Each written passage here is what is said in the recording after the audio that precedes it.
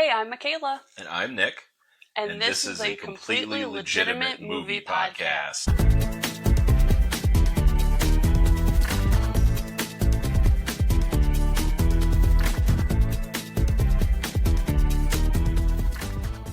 Hey guys, today we're going to review Emilia Perez. It stars Zoe Saldana. She plays the role of Rita. Previous roles include Gamora in the Guardians of the Galaxy movies, Neytiri in the Avatar movies, and of course, the first movie I ever saw her in, playing Kit in Crossroads. I've never seen that one. Is it good? It is now going to be going on our list of movies. Fantastic. All right, who else is in this movie? So we also have Carla Sofia Gascon. Maybe I said her name wrong. I am very sorry. She plays the role of both Tess and Emilia. And this has, I think, been maybe one of her most known roles for at least this country. We also have Selena Gomez, who plays Jessie. Previous roles for her, she currently stars as Mabel in Only Murders in the Building. She also voiced Mavis in the Hotel Transylvania movies. Even earlier than that, Alex in Wizards of Waverly Place. And she also has 3 solo studio albums with another one on the way. All right, who made this wonderful movie we're about to rip apart? So, spoiler. So this one is directed by Jacques Audiard. Of course, a lot of other people were involved in the making of this movie, but I do want to specifically name Camille, I don't know, French.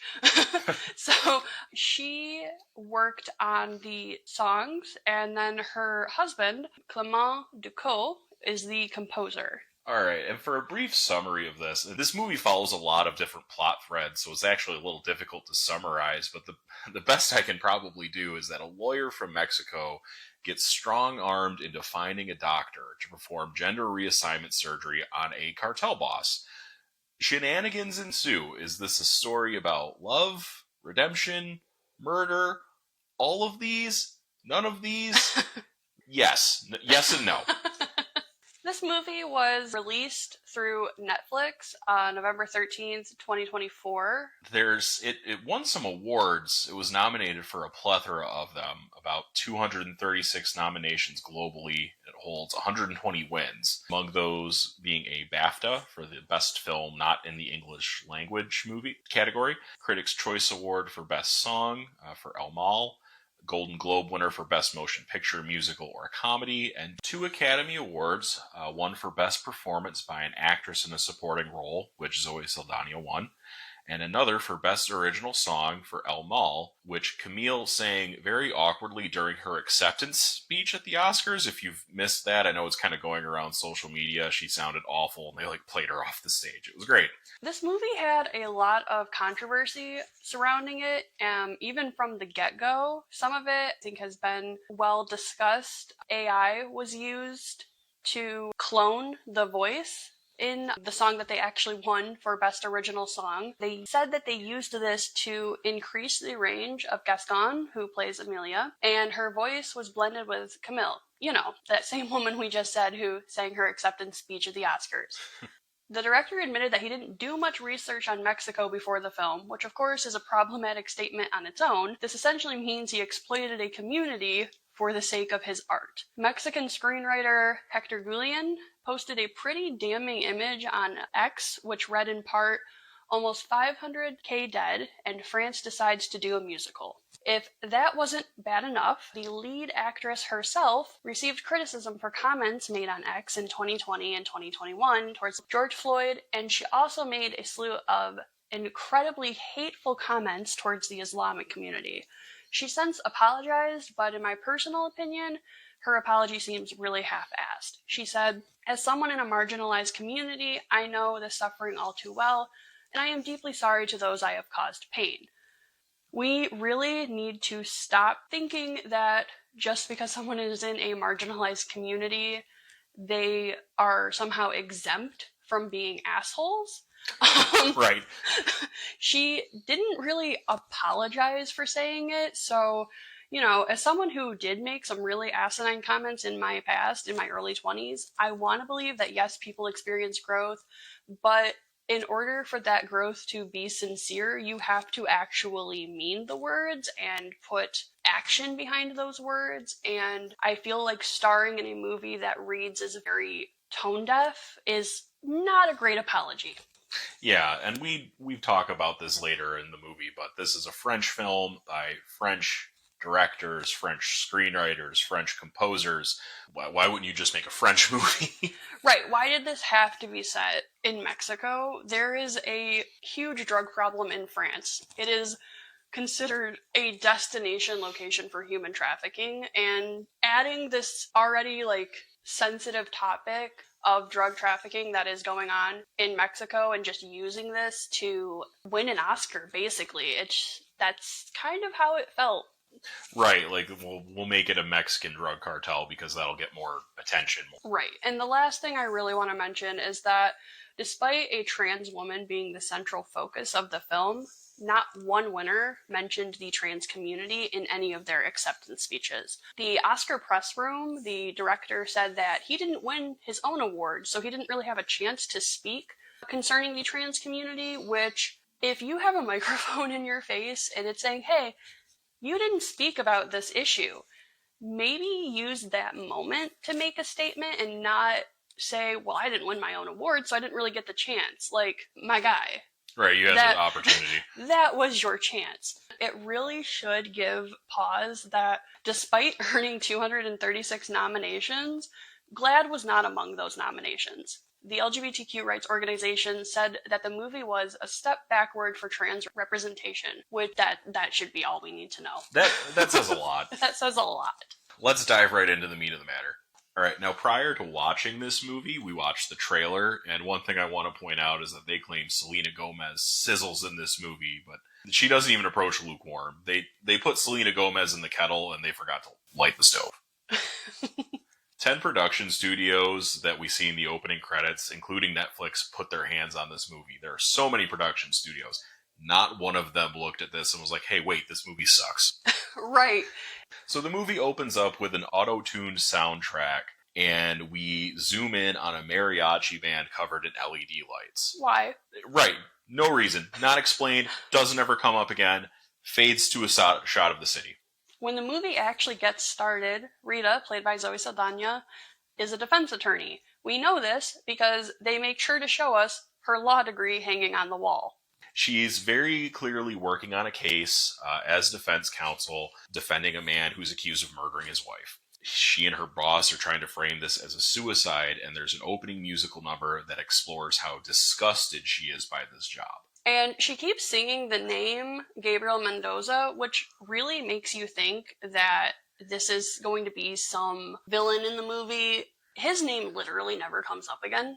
We never hear the name after this song. I think maybe he gets a passing reference once. But I missed it. No, that's fine. Out of all the musical numbers in this movie, I will give this one song credit because it's the only song that actually moves the plot forward and feels like a musical. It does kind of like the opening song of Beauty and the Beast, where it establishes that Belle hates this small town. She wants something more. This actually does an okay job of framing Rita as, I am disgusted with my job. I'm not a partner at this law firm, despite the fact that I do all the work. Right. You know, this is terrible. I have to justify something for a scumbag, and I'm sick of it. Yeah. She doesn't like her job, but she seems to actually be very good at it. Yeah, I mean, her main attorney on this case, they make it very clear to note that he's an idiot. Right. She does everything.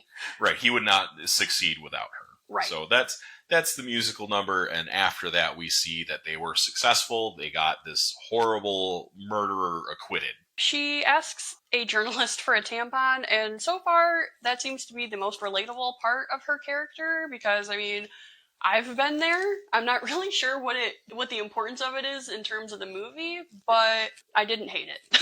It was an excuse to get her into the bathroom, I think.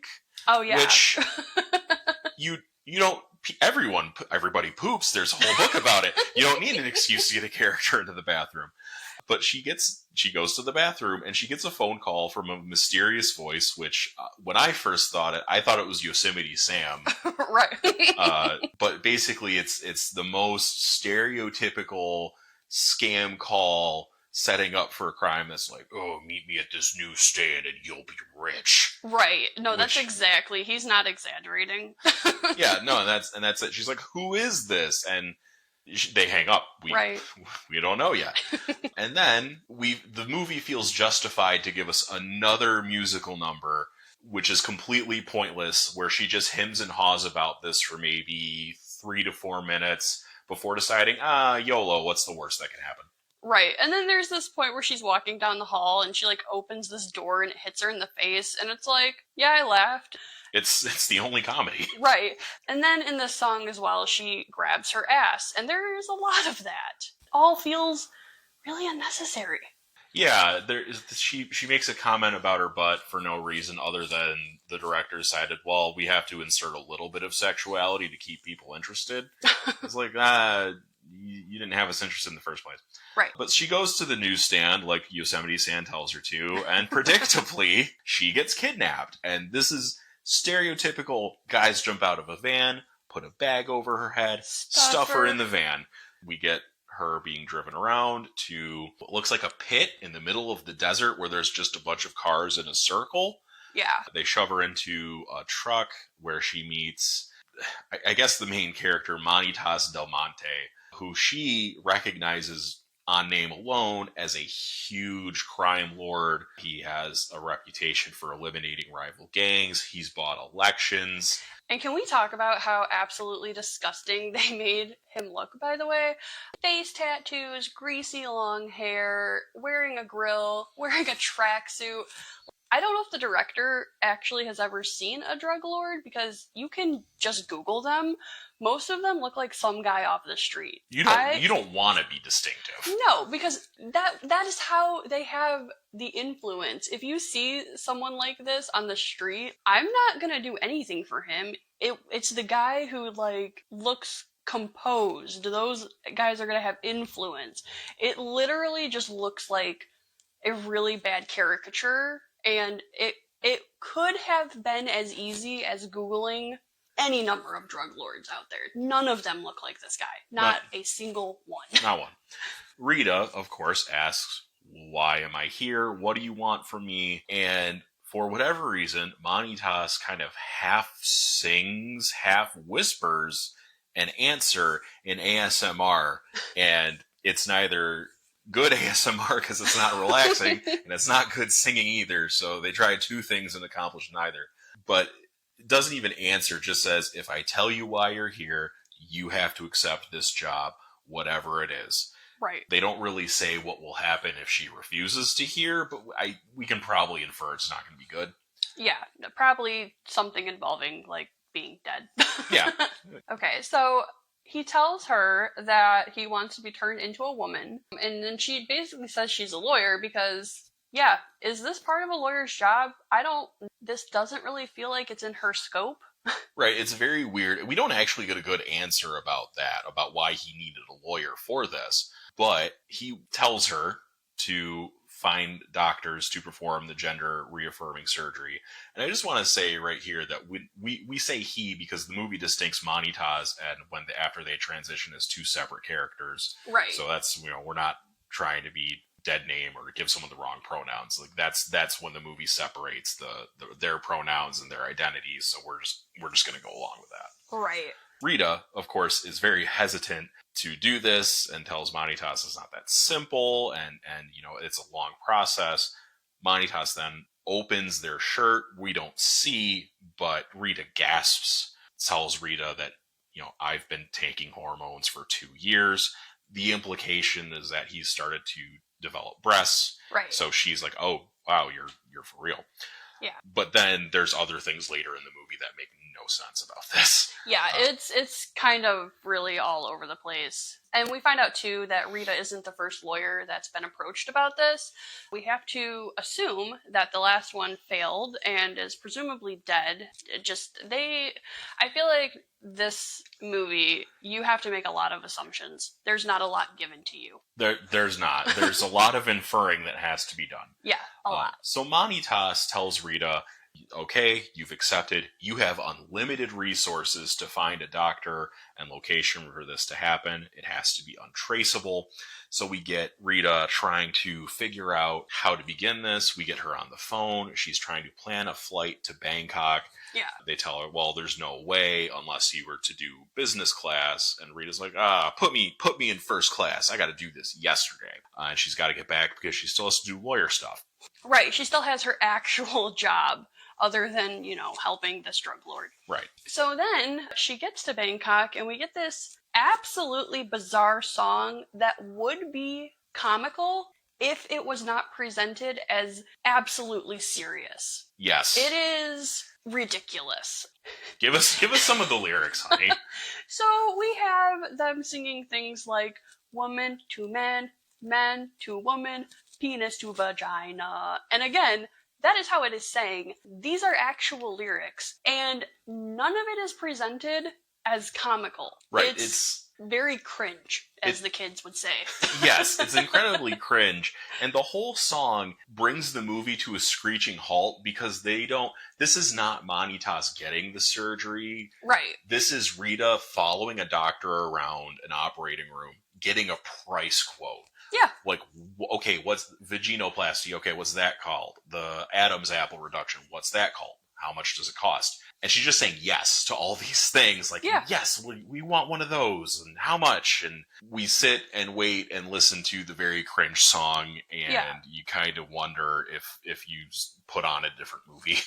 Yeah, and I mean, the thing about it, too, is these lyrics are so bad. It's what you would imagine someone who has absolutely no understanding of the trans community, that this is their understanding of gender affirming care. They sing a lyric, vaginoplasty makes the man happy, and the whole time it felt like a fever dream, because what the actual fuck? Someone wrote those lyrics, and this is what we have, apparently. You're flabbergasted. I'm speechless. It feels like it should be a comedy, and it's not.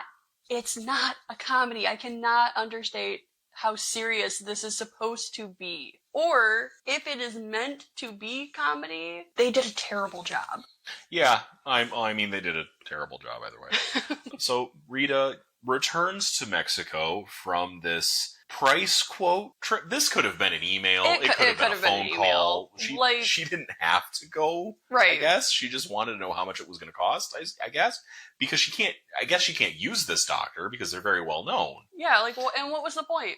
So she gets home. We see that she bought herself some clothes with the drug lord money, which, you kind of get the feeling, oh, that might come back to bite her in the ass. You don't have to wait long because she is immediately kidnapped again. Again.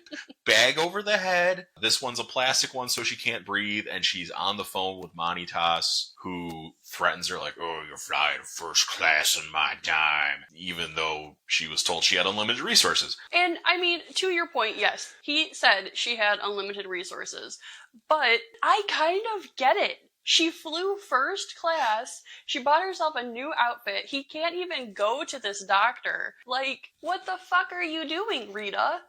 I kind of get it. Maybe, I bag over the head, kidnapping her again, or try, whatever. We're not advocating for that. It's a little excessive.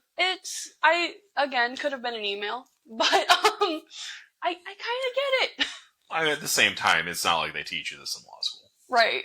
you don't know how to find the right doctor in law school. Right. So, Manitas says he's running out of time. Why is he running out of time? Is the law on him? Is there something he has to get away from? We don't know. He's just running out of time. They don't elaborate. Right. And, this could even be related to mental health. Feeling like you are not living as who you should be.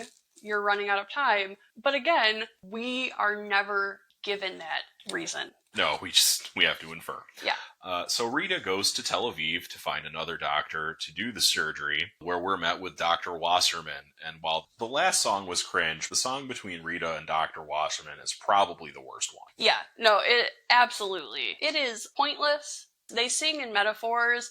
They never actually say anything of substance. Rita sings, changing the body changes society, changing society changes the soul, changing the soul changes society, changing society changes it all. In the making of Emilia Perez, they presented this as this really profound lyric, but in the movie, the doctor looks at her the same way we all do, which is, lady, what the fuck are you talking about? None of the lyrics make sense. No, he says some things about his door not being God's door, and they're trying to be very powerful. They're trying to make profound statements, and it feels like the profound statement a seventh grader would write. Yeah. So maybe this is why Manitas needed a lawyer, because they were going to have to argue a doctor into doing this. And Right. Who's better at arguing than a lawyer? Probably not Rita, because she gives us that line, and for some reason it works. Dr. Right. Wasserman's like, lady, you sold me. Yeah, he's like, son of a bitch, I'm in. Can I meet him? Son of a bitch, I'm in. So we get a little chuckle here because now they're both kidnapped, bag over the head for the third time in the movie. And Dr. Wasserman's actually very chill about this as he sits in the back of the car. His only complaint is that the music's too loud, but Rita's like, no, they can't do anything about it. Yeah. And the implication is that as soon as Dr. Wasserman meets Manitas, they do the surgery right away. Yeah, you don't have to prep for these things. No, there's no prep. Yeah, and then we get Manitas monologuing about, wanting to unalive themselves. The doctor is taking notes. Manitas' gang is having a party. In the car pit, in the circle of cars in the desert where there's a couch in the middle. They're having a party. Right. And this is where Jessie is introduced as Manitas' wife. And this is, of course, played by Selena Gomez. We learn that Manitas has not told Jessie about any of this. Jessie asks Rita, who are you? And it's kind of the audience's cue, like, oh, Jessie doesn't know that Manitas is trans, which, A+ communication skills, that is great for a marriage. And it kind of goes back to that whole Manitas showing Rita under his shirt as evidence of the hormone therapy, which has Jessie not seen her husband shirtless in the last 2 years? Yeah. How have they not noticed? How do you not know? And spoiler alert, you will find yourself saying that a lot about Jessie. Just how do you not know? It's maybe the only consistent theme in the entire movie is just Jessie being clueless. Jessie's in the dark the whole time. Right. So Jessie, of course, asks Rita, what do you do for my husband? What is this all about? Rita has to make up some bullshit on the fly about being business partners, which is, good improvisation. But you kind of sit here thinking this is going to be a real huge conflict for Jessie. Right. When they find out Manitas is having this gender-affirming care. Right, it really builds up that it's going to be this huge conflict in the movie. We meet Manitas' kids as well, and for all intents and purposes, from the brief 20-second clip that we get of him bonding with his children, it infers that he is a very involved and loving father. We then learn that instead of telling Jessie and the kids about this surgery, he's gonna just fake his own death and ship them off to Switzerland with a fuck ton of money. Easy peasy lemon squeezy. Yes, instead of having a conversation with his wife, who at this point in the movie, they seem to love each other very much. Right. Instead of having this conversation, he'd rather just fake his death and make sure they're taken care of. So our lawyer protagonist / supporting actress, Rita, gets them set up with fake passports, a new house, a new identity, new bank accounts, all these things that someone who passed the bar exam should not be doing. I think you take oaths, I'm not sure. But she's going to go with Jessie and the kids to help them get settled. Why? Right. They just met. Met. Manitas does not ask her to do this. She just volunteers her time to do it. Yeah. And then we get weird song, again, ASMR whispering from Manitas that they're so happy that this is happening because their soul will finally smell like honey. I don't know if that's like a lost in translation thing, because the lyrics for all of these songs were originally in French. They were translated into Spanish, and so I'm not sure if that was supposed to maybe be something else, but it doesn't make any fucking sense. And this song would actually be a lot more profound if they had made any emotional connection at all for these characters. We're 36 minutes into the movie at this point. There is absolutely no connection to these characters. Manitas is almost set up to be the villain initially. You're not supposed to like Manitas. Then they give you 20 seconds of him being a good dad, and then they think, well, we're going to sympathize because they want to transition, and we're going to get this very weird song about it and how they will finally feel right. But at the same time, it's like, well, we don't, are we supposed to like Manitas now? They almost suffocated Rita about 10 minutes ago. Right.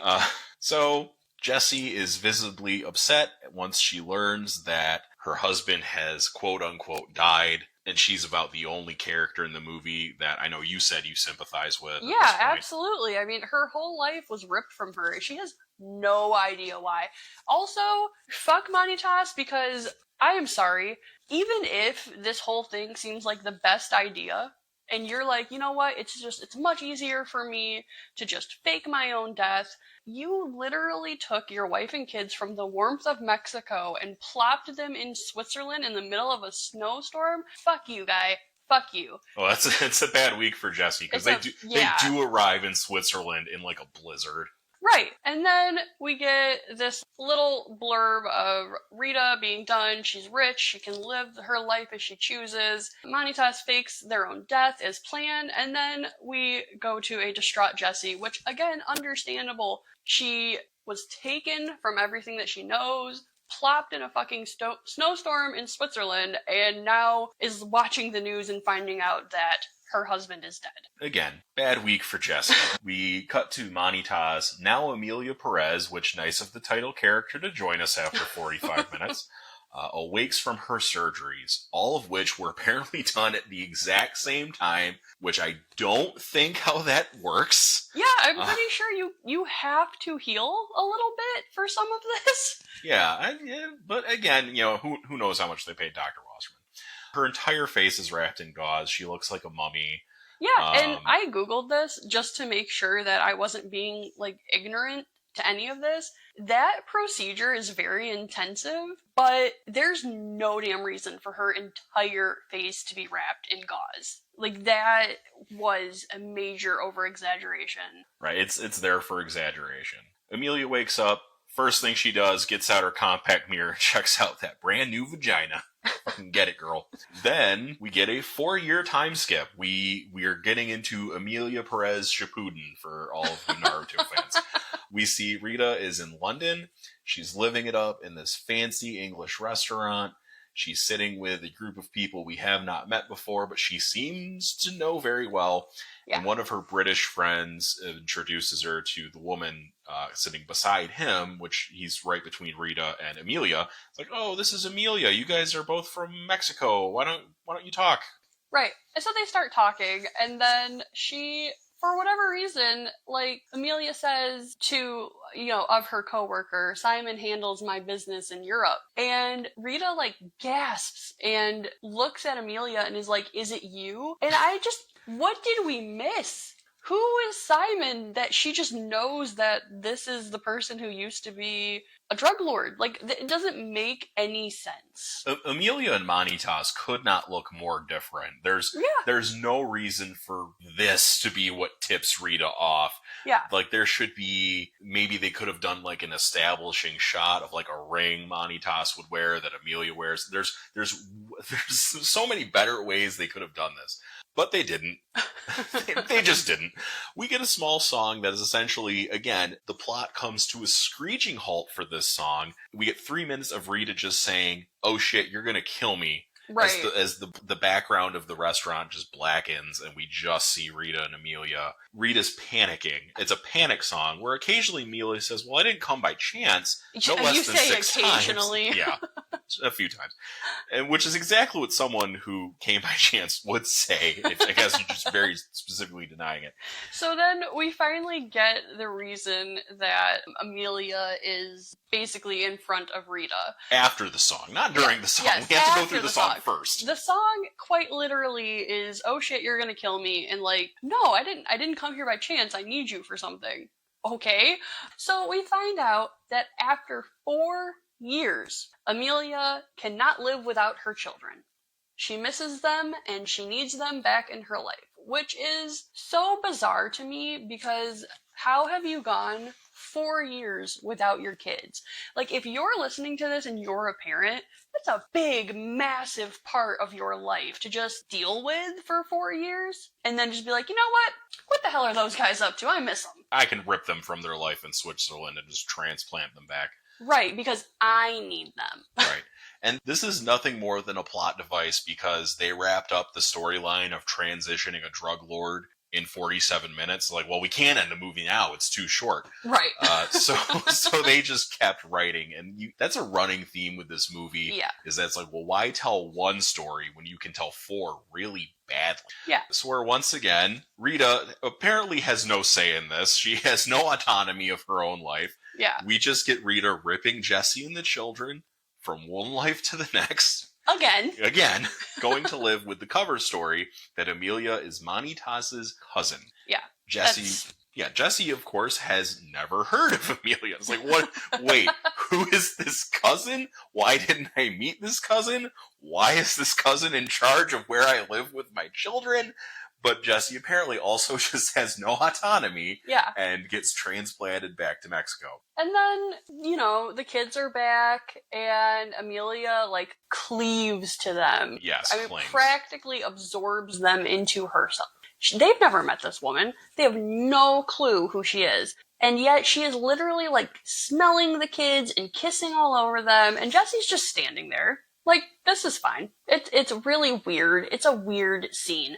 And then as just to, remind the audience that they've never met, Emilia says to Jesse, we've never met, right, Jesse? It's giving, if you're watching a prank show and someone's wearing a disguise and they're trying to pull one over on somebody, they're like, oh yeah, we've never met, right? Right? You don't know who I am. Right. It's bizarre. And then, as weird as it is to say to someone who you just said, oh, I've never met you, Emilia nuzzles all over Jesse? Yeah. Like a dog?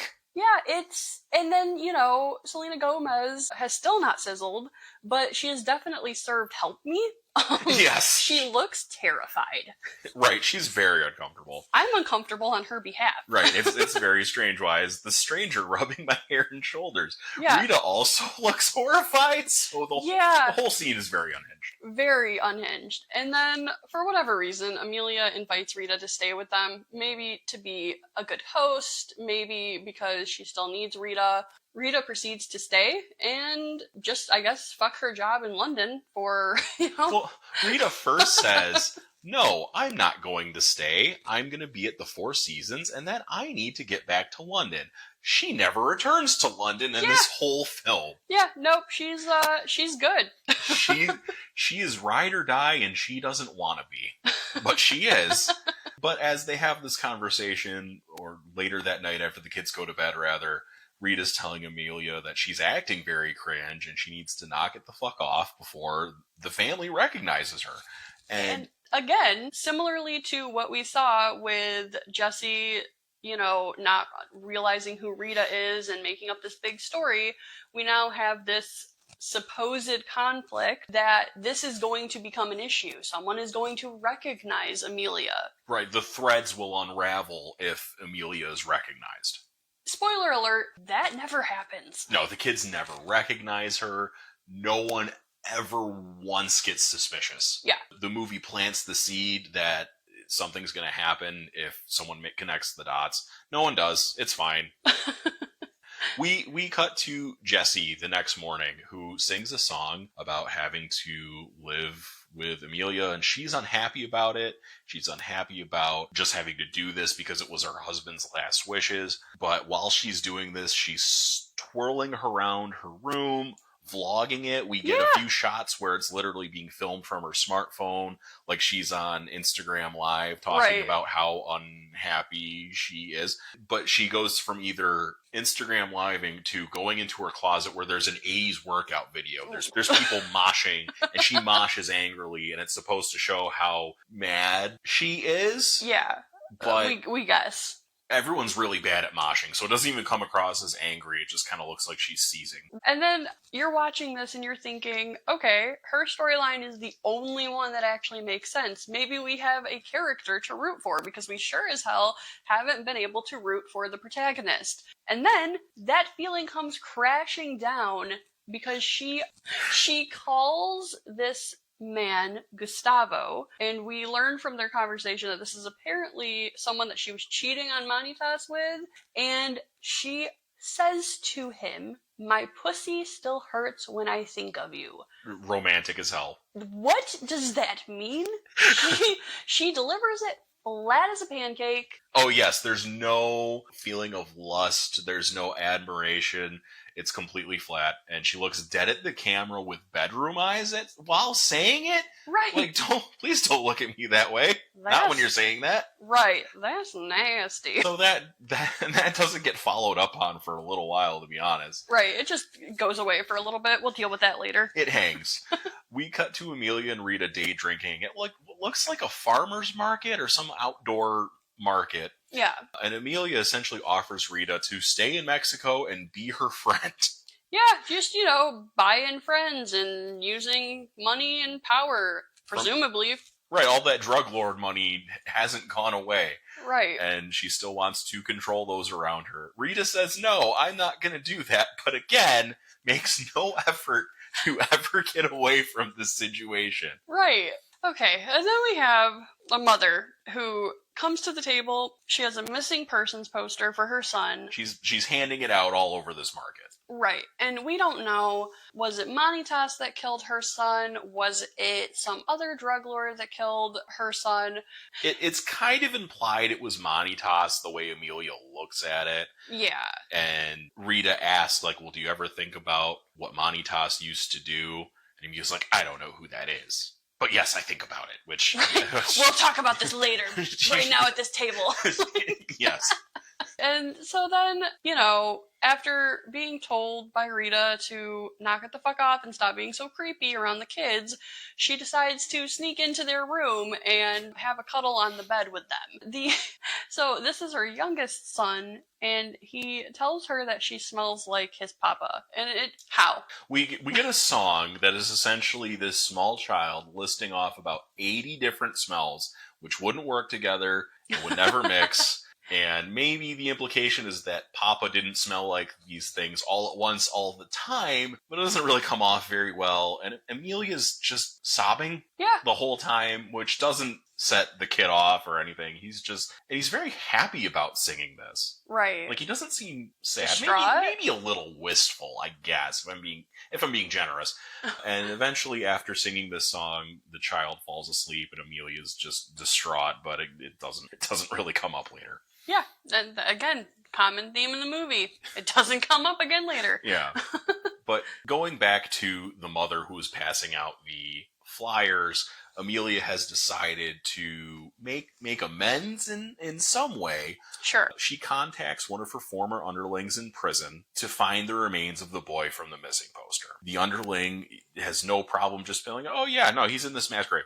Which I would assume if you're a gang underling, you do a lot of murders, maybe? Yeah. So why do you know where this specific person is? Unless maybe they're all there. I don't know. But he remembers, and we cut to a construction crew uncovering what appears to be this mass grave. Yeah, mass grave of drug cartel victims. Emilia's then shown comforting the mother who gave them the missing person poster as she is reunited with her son's remains. And it's framed to us like this really good deed that she is making things right. But she's not, because it never comes up in the movie. The movie's like, oh, this was my fault, my bad. Right, and I mean, it still comes down to the fact that, Emilia is still using this influence and this power that she had as Manitas, because why would this former goon, I don't know what you want to call him. Goon, I like goon, goon's a good word.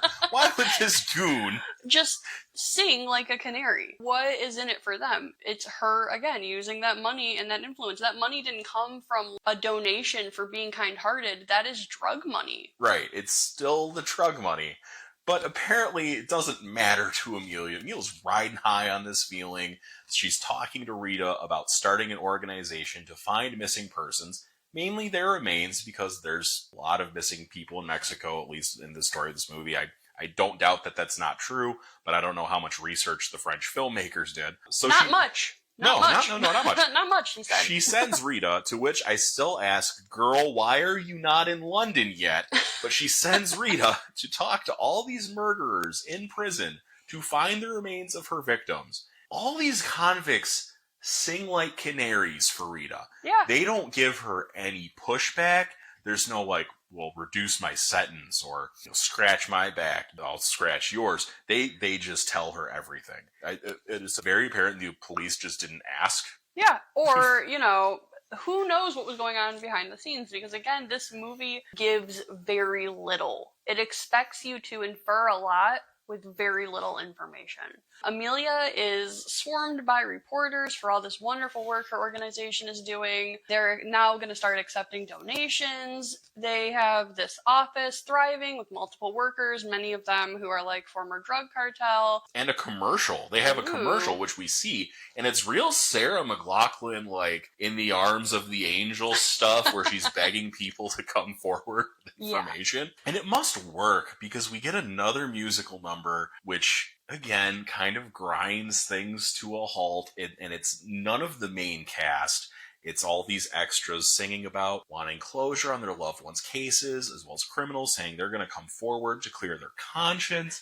And it's not the worst musical number. Yeah, no, not by far. But I mean, it really could have been impactful. I would have said possibly it could have even been an Oscar contender for Best Original Song. I don't like it, but if it had been the nomination, it would have at least made sense. But a lot of there's no emotion behind it. It is a very profound song with no emotion. Right. It falls flat. Yeah. So then after the song, we hard transition over to Jesse driving home with Gustavo. And if you showed me this character and told me to guess his name, I would have said his name's Bill. Yeah, he does not look like a Gustavo. Bill. He is a stereotypical white dude bro cowboy. He looks like if you took an extra from King of the Hill and made him a real person. But to his credit, he still looks like more of a drug lord than Manitas. Yes, remember that for later. He drops Jesse off at home. Jesse's walking up to the house, turns around and flashes him some titty like you do when you get home from a date. And Emilia's I've never done that. But... That's fair. So Emilia sees this, and Jesse comes in the door, is like, "Oh, girl, you got laid." And Jesse's like, "Oh, fuck yeah, I did." So they sit there, they dish about the relationship, and Jesse very casually, because again, she thinks that this is Manitas's cousin. She doesn't know that this is Manitas, so she basically just says, like, yeah, I was cheating on him. And, I mean, we're led to believe that Emilia's asking all of these questions because she's looking for reassurance that Jesse loved Manitas. And as they're talking in the facial expressions that are given, you could maybe infer that this is going to create some jealousy. But it doesn't. It doesn't. Emilia kind of just decides that she wants Jesse to be happy, but again, we're left to infer this. Yeah. Like, it's fine. When we transition again to more good press for Emilia's missing person organization, which I want to say that between the last song of the people talking about the organization, I feel like the movie was meant to jump right to this scene, and then someone's like, oh shit, Jesse hasn't been in the movie in like half an hour. We gotta throw Selena Gomez back in here. Right. No, yeah. It really does feel like that. Yeah. So Emilia's being interviewed by the local news, and they're talking about more mass graves being found. They're demanding action from the Mexican government, the local government, and they're going to hold a gala to raise funds for the families of the disappeared. Right.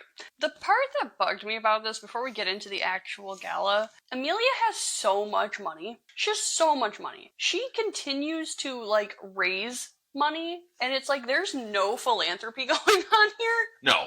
Like, she wants everyone else to pay. She has actually not paid. Like, other than bribing prison Yeah, there's been some bribery, but we're kind of led to believe that Emilia / Monitaz throughout the whole film, no matter what identity, has unlimited funds. There's no this is Scrooge McDuck money. You can dive into it and swim laps. Like, there's no bottom to the pit. Yeah. So we go to the gala, which is called The Benefit for the Families of the Disappeared, which is cool and all. It is instead just a big musical number. Rita is literally getting off on these rich assholes donating their money to their organization. And we mean that literally, because the song is like sexual at parts for no reason. By the way, this is the song that won an Oscar. Yeah. This is a Oscar winner for Best Original Song. Yes. And the tone of the song is that it should be about the rich paying for the lives they've destroyed and their corruption. But it falls flat because Emilia is also rich. Yeah. Emilia is rich from drug money. Emilia did most of the destroying, but also, and most damningly, none of these rich people are losing anything. Right, this is gas money. Yeah, no one's getting taken down. Like, these people are still going to be rich. They're just making a donation. Yeah. They're going to keep being horrible. No one's being brought to justice. But Rita's gloating like she's riding high off this power, like she's taken down this vicious criminal. But nothing's happened. Eat the rich, kids. It's the only solution. Yes. Amen. No. And, like, this is also the song, too, that they used AI for voice cloning, and I don't really think it added anything of value. No. I mean, I guess it got them their win. Congratulations, but, like, it's a bad song. It's not very good. The beat's a little catchy, but I can say that about a lot of songs. Yeah. Hey, guess what? The movie decides it needs another plot line. So it gives Emilia Perez a girlfriend. Yay, love! Yay! We are introduced to Mrs. Epifania Flores, who we see entering Emilia's office with a big old knife in her purse. That's her establishing shot, is her putting a big knife in her purse. Right. We find out that the organization found her husband dead, and good news though, he was abusive, and that's why Flores had a knife. She thought that she was going to be brought to him and he was going to be alive and hurt her. She meets Emilia instead, who tells her that her husband is dead, and she is elated. She's so happy. If your husband is an abusive piece of shit, yes, please celebrate the fact that you are now safe.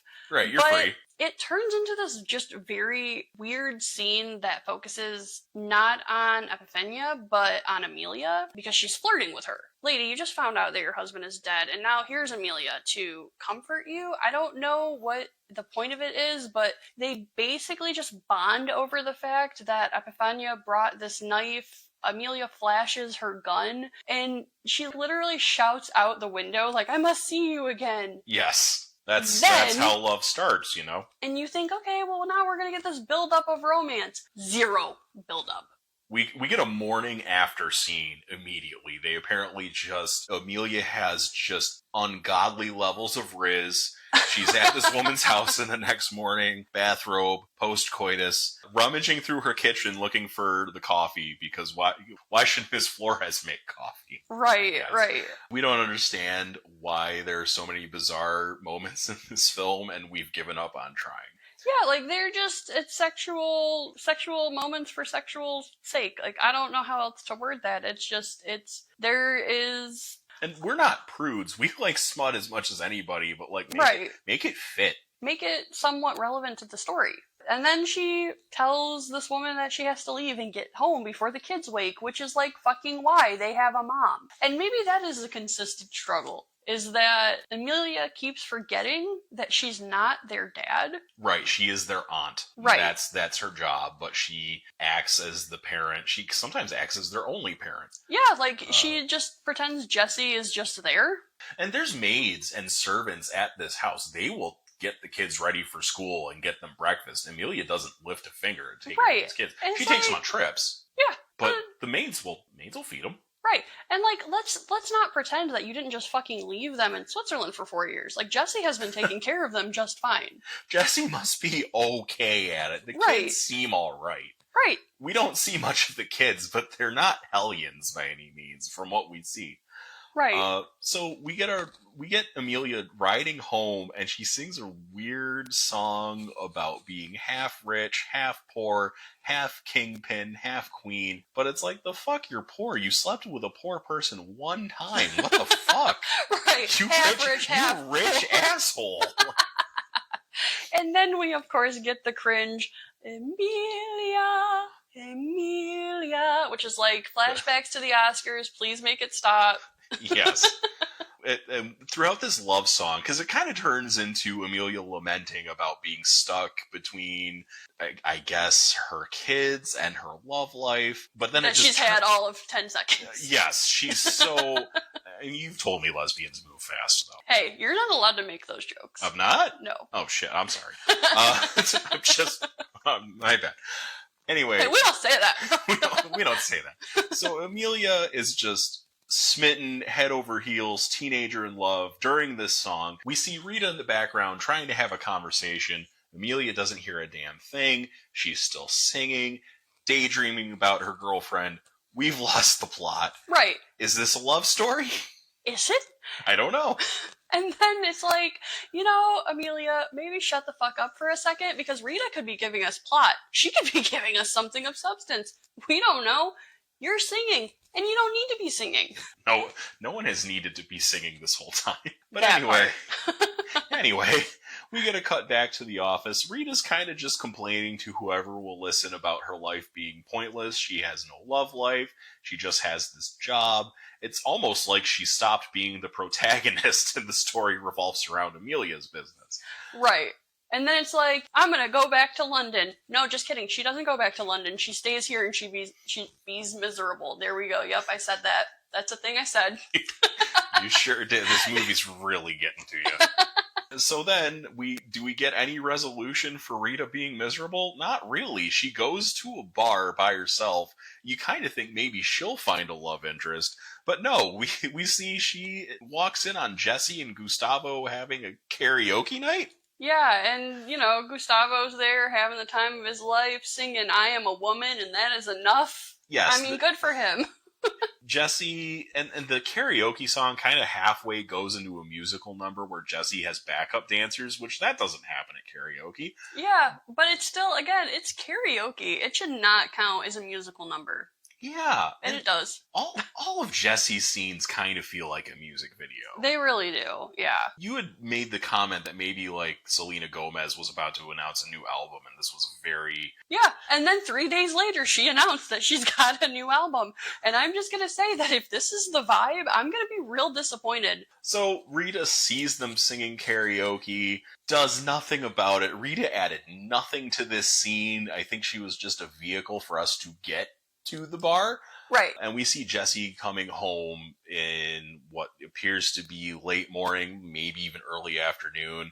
And Emilia's pissed that Jesse was up all night, not because she was with Gustavo or because there's any jealousy, but she says it's because, you know, the kids, it's probably not good for the kids seeing you come home and your walk of shame all drunk and stuff. But it's kind of on Emilia. You're the one who brought them here and, like, messed up their lives a whole bunch of times. Right. It's like, do I fully empathize with Jessie? No.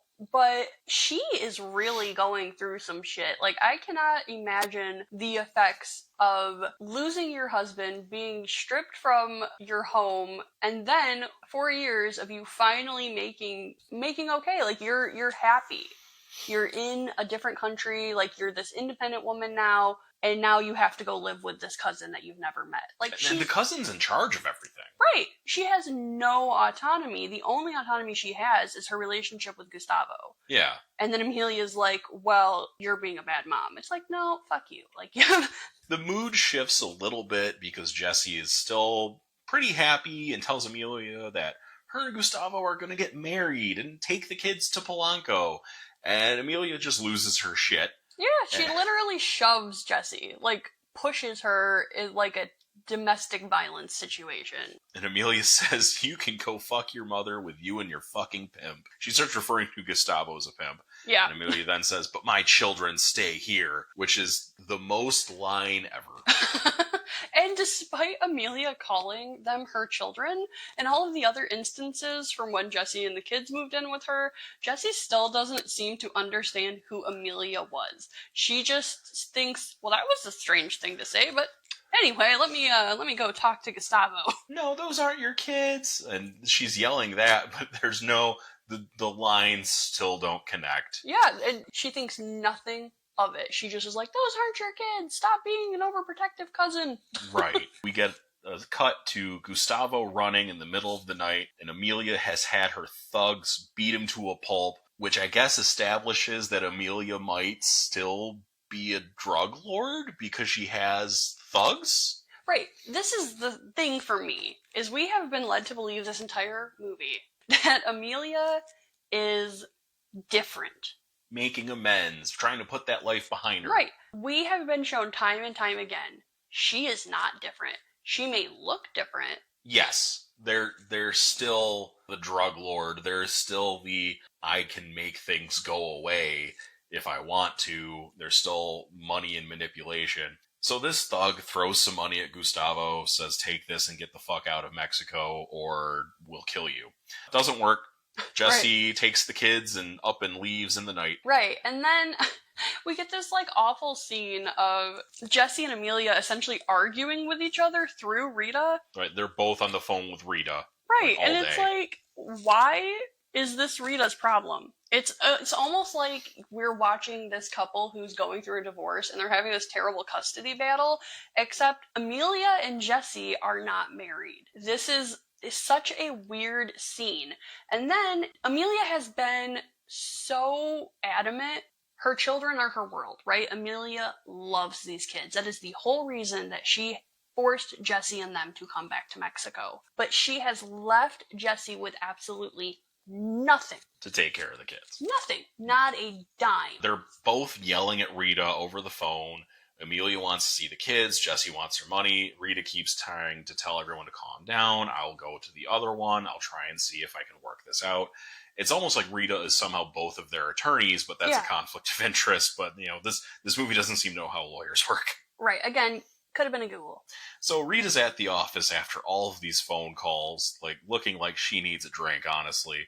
And she meets Epifania, who has come to see Emilia, we can assume. Epifania tells Rita that Emilia has told her all about her nephews and about how much Rita has done for her, and that Emilia owes everything to Rita. And at first, Rita kind of panics. Like, what is Emilia told you? And then Epifania's like, oh, only like these really nice things. And Rita calms down a little bit. Right. And then the police show up.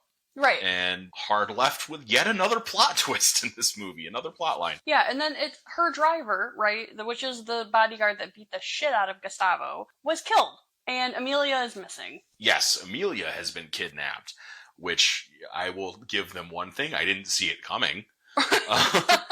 We then get the camera following this guy on a bicycle bringing a blue bag of goodies. It kind of looks like someone's maybe delivering a DoorDash or something. Right. Rita's like, oh my God, thank you. I forgot to order lunch. Who did this? You're so nice. Yes. They walk past all these cops and detectives and just put the bag on Rita's desk, which no one questioned. Yeah. And Rita opens it up. What is this?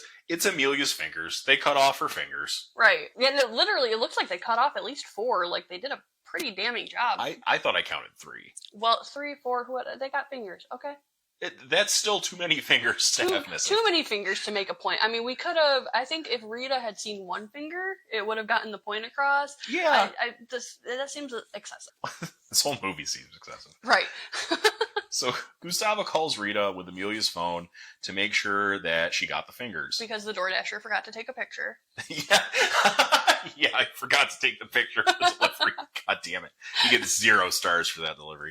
He wants $30 million, and he actually doesn't say if he gets the $30 million if they'll give Emilia back alive. He just wants $30 million. He just wants $30 million. Again, we're left to infer. Right. There's a callback because Rita wants to hear Emilia's voice to know she's alive. Emilia says the same things to Rita that she said at the London restaurant. Right, like, I'm not here by chance, or choice, I'm not here by chance. Yeah, chance, there we go. Which doesn't make a lot of sense in the context. Right, and then Rita says bingo, and Emilia's like, that's my line, dummy, and it's like, ha, we're friends, by the way, I'm still kidnapped, can you come get me? Yes. So Rita rounds up Emilia's old gang, calls a character named Ponchies, who we are expected to know who Ponchies is. Ponchies is named and is shown as kind of just this hard, tatted up woman who's in charge of these thugs. But we haven't seen her yet. We don't know. We didn't see her at the beginning of the movie. It's right, not she like wasn't this one is of the kidnappers. Yeah, no. We have no fucking clue who this is. But brings to question, if Emilia has not been being affiliated with the drug cartel, why are these people still available to her? Why do they give a shit about Emilia? These are money tests, guys. Right. If they just been on the payroll for 4 years, what does Emilia have them do? Right. We get some weird choreography of them assembling their guns, which was honestly kind of cool. It, like, had a little beat to it. But it doesn't lead to a song. It's just this little drum beat interlude done with guns. Yeah. And Rita's kind of just having a 1,000-yard stare at the camera. Yeah. Because she's so shell-shocked. Ponchies gives her a handgun just as like, hey, just in case things go south, take this. Rita is then shown in an old pickup truck driving out in the desert to some building. And we kind of learn that Gustavo is a drug lord too, because he has a gang of guys. Right, Jessie has a type. Yeah, she does. It's all bad. Yeah, he's like wearing night vision goggles, which is he wants to make sure that Rita is alone, I guess. Yeah, it's smart, I suppose. So Gustavo sees Rita, demands the money. Rita tries to be a hard ass. It's like, no, I want to see Emilia. You show me Emilia first. Right. This is her first hostage negotiation. She hasn't done this before. Baby's first standoff. Right. Like, she's doing okay. you gotta show them the money. They show you the person. Like, there's a little give, there's a little take. It's okay. She came prepared. She handles it pretty well. Maybe they teach you that in law school. Right. So Gustavo, through his night vision goggles, spots Emilia's gang, and there is a firefight between Emilia's thugs and Gustavo's thugs, and apparently they all kill each other off because we never see any of them again. Right. Well, except Gustavo. He's still alive, just to be clear. Named main character. Right. So the dust settles, and Emilia just takes this giant breath of it in, and I'm like, that can't be good for her lungs. It literally looks like she just inhales all of the dust. That's how the dust settles. She inhales. She Kirby's it all up. She just, that's kind of how it looks, if I'm being completely honest. So then we get this song about her meeting Jessie, not as Emilia, as Manitas, and this is her confession that she is Jessie's husband. They both sing to each other, begging each other for forgiveness. Jessie says nothing to Gustavo. She just literally watches him stuff Emilia in the trunk, and Gustavo comes just over, like watching. Yeah, Gustavo comes over and is like, this is going south, we gotta get out of here. Shoves Emilia in the trunk. Jessie gets in the car and is distraught about this shocking revelation that has shook her. Understandably. Shook her to the core. And it's like, if you followed the breadcrumbs, you would have figured it out. But she's shook nonetheless. Right. Then Jessie tells Gustavo to stop the car. She starts hitting him to make him stop. He hits her. She starts kind of like singing to herself. She misgenders Emilia. Dead names her too. Cool. She steals Gustavo's gun and aims it at him. Gustavo slams on the brakes to get her to hit her head on the dashboard. They start struggling for the gun. He's swerving around a mountainside. Right, because they're driving on a mountainside. And you're like, oh, this isn't going to go well. And it doesn't. They veer off the road. They roll down the mountain. We get a very slow zoom in of the car before it explodes and bursts into flames. And it's about the only part of the movie that elicits any emotion, and it's a jump scare. Yeah. Rita is apparently watching the whole thing, and you're left thinking, how is Rita watching the whole thing? She caught up to them on foot. There's no vehicle. There's no vehicle in sight. No vehicle. Well, I mean, there is, but it's on fire. It's on fire and everyone's dead. Yeah. They drove for at least a mile, and Rita had to just be sprinting. She was booking it. We then see the kids get dropped off at Emilia's house by the cops. Apparently, for whatever reason, Rita is their mother now. Rita just takes the kids. It is mentioned when Jesse and Emilia are singing their confession to each other and asking for forgiveness that Jesse has family. So this doesn't make any sense. The kids would go to, like, Jesse's family, but, like, there's no question. The cops just take the kids to Rita, and Rita now has all the money and the organization and the kids, and is just hugging the kids and sobbing. And the cops just drop her off. Right, the cops are just like, deuces. Like, they don't know who the fuck Rita is. Right, they've done their due diligence. Yeah, so then we're finally nearing the end of the movie.